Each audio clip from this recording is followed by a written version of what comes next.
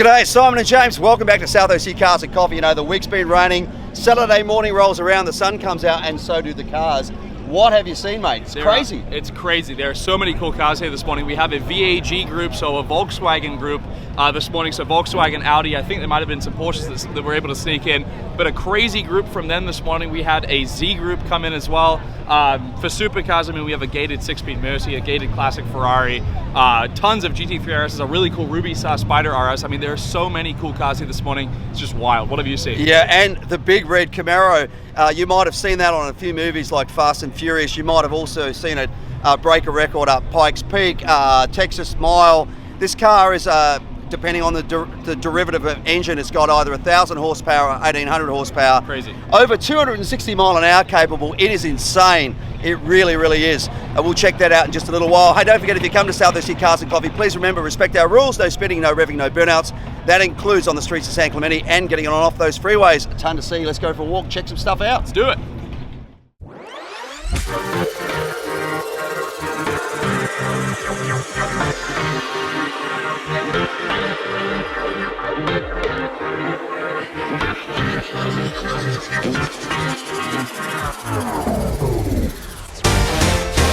A beautiful Lamborghini Murcielago in the front row, and not just any Mercy, this one being a 6-speed gated manual, one of my absolute favorite V12 supercars ever produced. This thing is so pretty.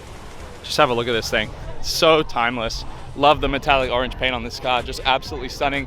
And then next to it we have a beautiful classic Ferrari, again with a gated 6-speed manual, 2 gated 6-speed V12s next to one another. Absolutely stunning.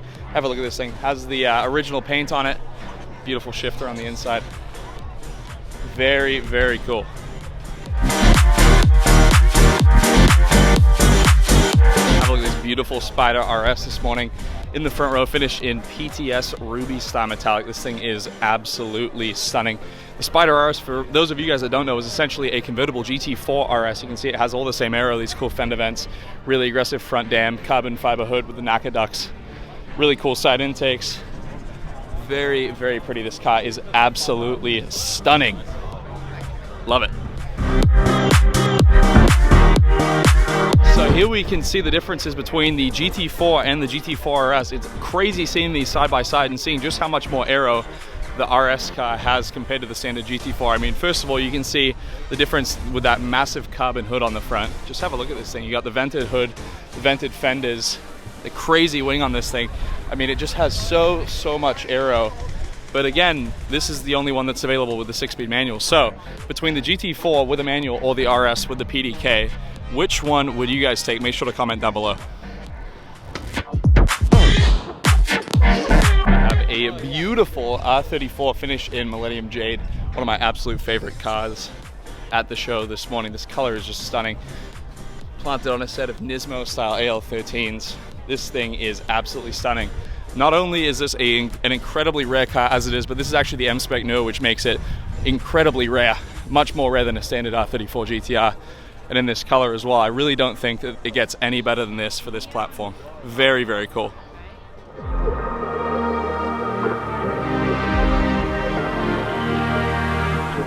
Here we have the all-new Aston Martin Vantage. This is the facelift model. Love the front of this. They made it looks a little bit more like an Aston. I think before it was a little bit squinty, didn't quite look as authentic to the brand as some of the other cars do, but they've really made this look so much better. It has a much larger front fascia. The grille actually seems to be a lot bigger headlights as well. Just the entire front of this car just looks so good. It still has that same back end with these little squinty taillights, but this car is so aggressive. Absolutely love it. Here we have the all-new redesign of the Carbon-tastic 991.2 GT3 RS. The guy that owns this, Eric, is a long-term supporter of the event. He owns Carbon-tastic, which make the carbon fiber steering wheels for all kinds of cars. You can see on the inside, this is one of the ones that he's made. And he's done such a good job with this car. This is his demo car that he drives around, and this thing looks absolutely menacing. Did an all-new livery on it. You can see it has the kind of purple and yellow theme. He's got the Lakers theme going with this crazy mouth on the front of it. Looks so good. A set of his wheels on it. Very cool. Eric, you've done a great job with this, mate. This is one way to end off the exotics row with a bang. Have a look at this. We have this beautiful Porsche Cup car. Very, very nicely done. And then next to it, two V12s. You have the Ferrari 812 and the beautiful Aventador SV Roadster. What a cool lineup. I think if I were to do a 3-car garage, it'd be pretty hard to go past these three. Very, very nice. This huge crowd of people you can see around here is for the Big Red Camaro. I've done a separate video on this car with the driver. You can check out separately, put a link below. But this thing is absolutely amazing. It has entered in things like Pikes Peak, so obviously ability to go around corners, but it's also done things like the Texas Mile, capable of speeds of over 260 mile an hour, believe it or not. There's two different power plants they use in this car. They're both big blocks, all aluminum big blocks. One uses a Pro Charger, and it's not a belt drive Pro Charger like a lot of people use. It's actually a gear drive like you'd see on, you know, proper drag cars. And then there's the naturally aspirated engine as well. Difference being obviously the naturally aspirated motor, which is over 1,000 horsepower, is going to have huge high compression and little things you can pick out. Huge fuel cell in the back, apparently gets 2 mile an hour, 2 mile per gallon, should I say, when it's full out there, and then the dry sump system in here as well. But look at the way that it's actually been built around the actual cage. This car started the whole pro touring craze. This was ground zero. This is where it all began. What I mean by that is the car was built around the frame. It wasn't a frame put into the car. So that's one of the reasons this thing handles so incredibly well. When you come through, see that big block, notice how it's set back 9 inches. Not only does that improve the weight balance, gets the motor back, gets you closer to a 50-50 weight balance, but it also allows plenty of room down here for that front drive Pro Charger when it bolts on the front. As I said, it's gear driven off the front of the crankshaft, and the great thing about that is it's just like doing a quick change on a rear end, where you can actually change the gear drive to change the amount of boost as well. Lots of little details about this car. For example, when it ran at Bonneville, it needed to have these aero fins along the roof to try and keep it going in a straight line. That's something left over from old school NASCAR. Make sure to check out the separate video. Don't want to talk about it too much here. This is the Big Red Camaro, and we are so grateful to have this car here today.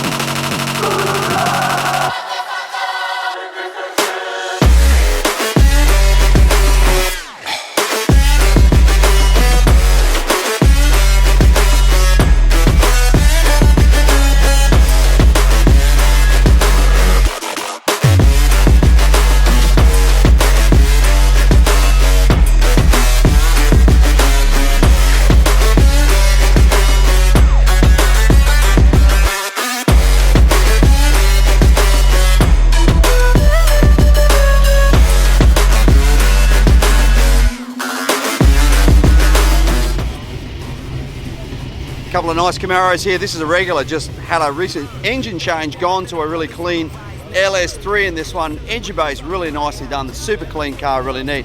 Next to it, Gen 3 Camaro. This thing's pretty cool. If you have a look around it, there's a lot of little cool stuff about the fact that it's running obviously an LS, but have a look at this high-rise manifold it's got on there. And then it's running twin turbo. Now look at the size of the turbo. They're not overly large, actually a smaller turbo.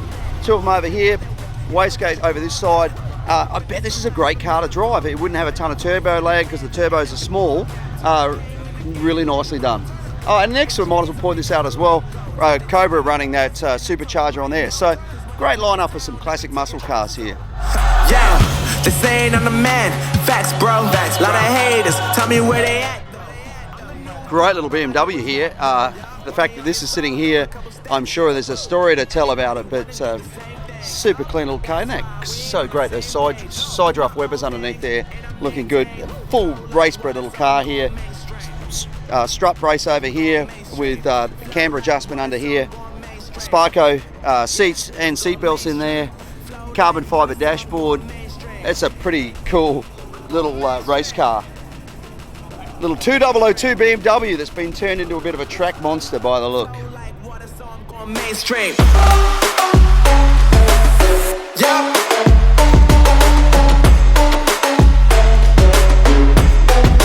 I'm going mainstream. Damn.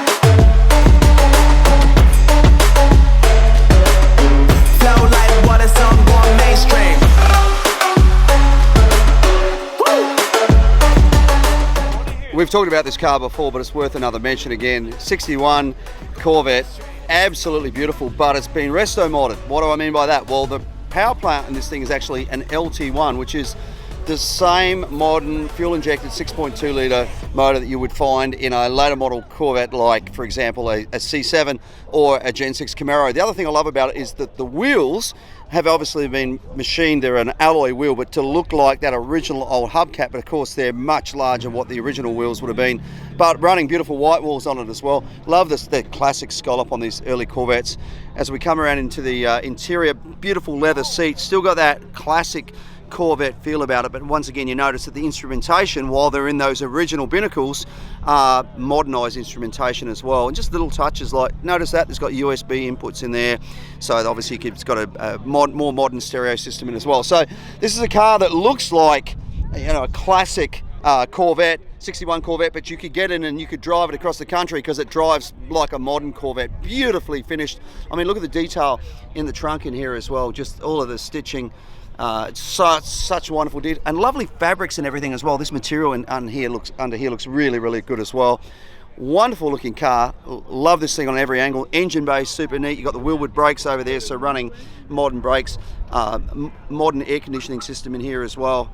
Just super, super clean. Nice looking hinges. Just a great car. Somebody's done a very, very good job at building this car.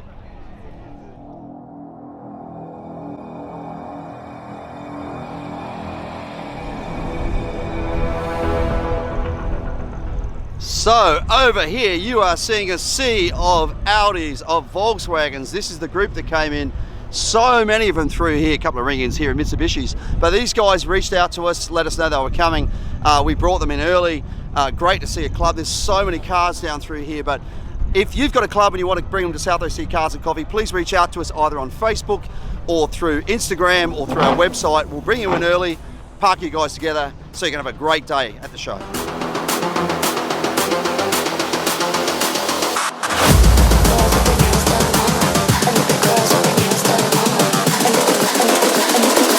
I think the girls with their nails done now.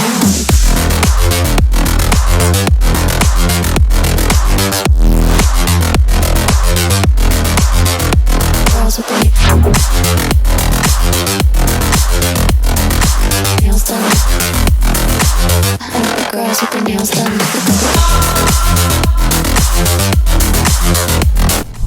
In amongst this Volkswagen group, there's some cool cars up here. Check this out. So this is a GTI VR6. Great little car. VR6, of course, 6-cylinder engine, and it just made it as a real standout great little performing car. This particular one's at the show as a regular. Good to see.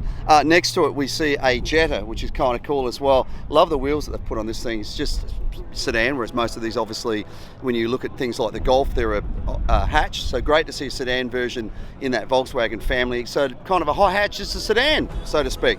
Next to it, this is kind of cool. In Australia, I would call this a ute. There's a little pickup. The thing about this is a standout is look at the paint job that somebody's done on this. There's a little bit what looks like they've done some stencil work. Can you see the pattern, the honeycomb pattern in there, which is stencil, but then there's some just general spraying over the top, or could be airbrushing as well. Little details that make this thing kind of cool. Aside from the skeleton on the inside, have a look back here. That's the burnout you do when you're not doing a burnout, the clouds on the back of it.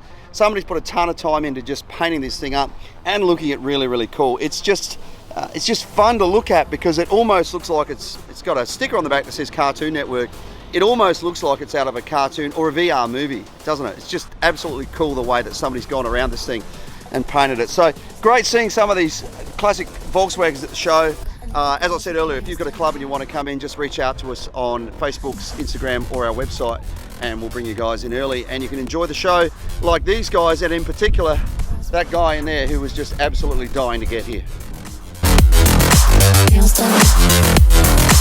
I like the girls with their nails done.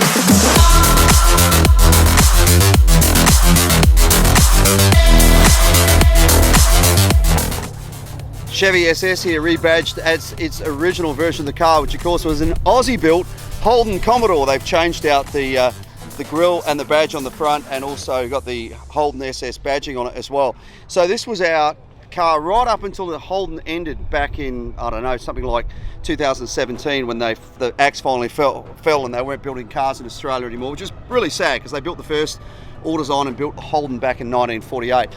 This was the last car we had. This was a VF Commodore, and it was a great car. All the underpinnings of this car, all the drivetrain and everything else was basically the same as a Gen 5 Camaro. So it was running an LS3, running the same Tremec gearbox if it was a manual, all that sort of great stuff. What a lot of people don't know, so this car was basically the same underpinnings. The previous version was the VE Commodore. I had one of those. That was the last car I had in Australia.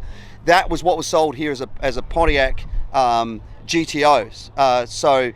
Sorry, Pontiac G8. GTO was our Monaro. So the Pontiac G8 was the earlier version of this car. Now, what a lot of people don't know is the underpinnings of this car was what was used to build the suspension and the underpinnings of the Gen 5 Camaro. So if you took the Gen 5, it's actually shortened. I remember being in Australia one day and some Holden engineers were driving around in the previous version of this, but the back doors were welded up and it was shortened around 3.5 inches, 10 centimeters. And I looked at the guy and I said, "You're doing tests for the Camaro, aren't you?" And he said, "I won't comment." So this is a great car. It's the last of the Holdens ever built in Australia. This one, of course, badges a Chevrolet here, but somebody's changed it back into a Holden as it first began. So sad to see it go. Great to see this high cow carbon fiber hood on it as well. That's really, really nice.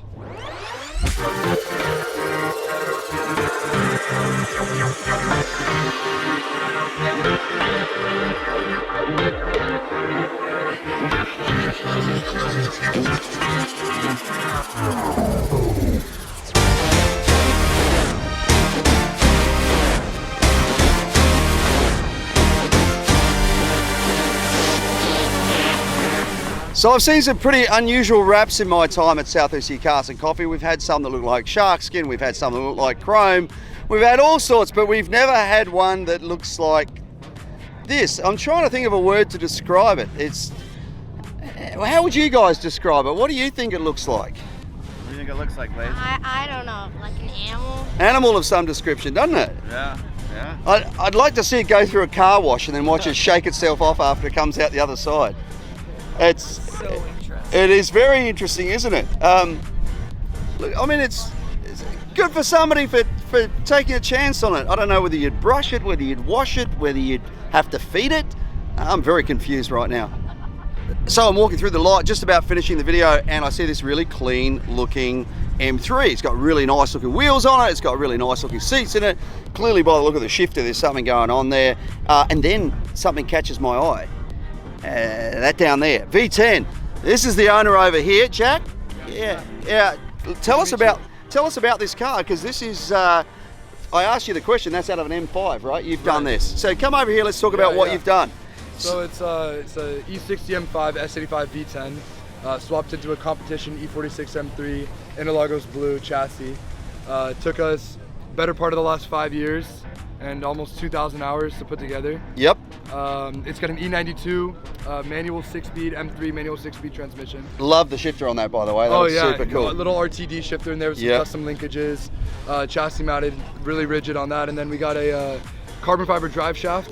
Well, single piece. Yep. E46 stock rear end, and then the BBS 88s on the outside here that you were looking at a little bit before. I mean, it's super cool. So how much did you have to take anything out of the back of the engine bay or move anything forward to fit the engine in? Because obviously longer motor this way, yeah? Yeah, so it's it actually only weighs about 70 pounds more than the inline 6 that it came out. Yep. So which was, that was in our favor there. We had to modify the frame rails. Those got cut and boxed in certain places. And then the firewall and the transmission tunnel got shaved. Our weight distribution with the caster adjusted forward is right back at around 50-50. Oh, that's awesome. Yeah. Now, I guess thinking about it, the inline 6 wouldn't have been physically that, I mean, maybe that was even a little longer. It's more the width that you had to deal with, right? Right, yep. Yeah, for the width, I mean, we had to cut the drug bins you're looking at there. Yeah. Things like that, the brake booster had to get moved over. Yep. Just all those little things that, you kind of, you find out as you go. Yeah, it's just amazing. Fuel pressure regulator over here, so you've done everything right, obviously. Stainless steel braided fuel lines through the whole chassis. Nice. And you said, what's the red line set on? 8600 right Man, this thing would scream. This would sound like more like I'm guessing more like something like a Diablo or something like that. It doesn't sound like an E46 M3, I'll tell you that. I'll tell you that, yeah. And how many people are blown away when they they see the V10 badges on the side or whatever, they're like, Yeah. what? You know, I have an M3 badge on this side and I have a V10 badge on that side. Oh, that's interesting. So, yeah, right. It's a little asymmetrical like that, and I do it like that on purpose, so you only really ever see it by chance. Hey, it's a great looking car. Great job on the mechanically. I'm sure it's been a lot of work. It's, I mean, labour of love, they say. Yeah? Labour of love, absolutely. Yeah. Yeah. Hey, you've done a great job of it. Really good looking car. Hey, thanks for sharing it with us Thank today. you so much. Really appreciate it.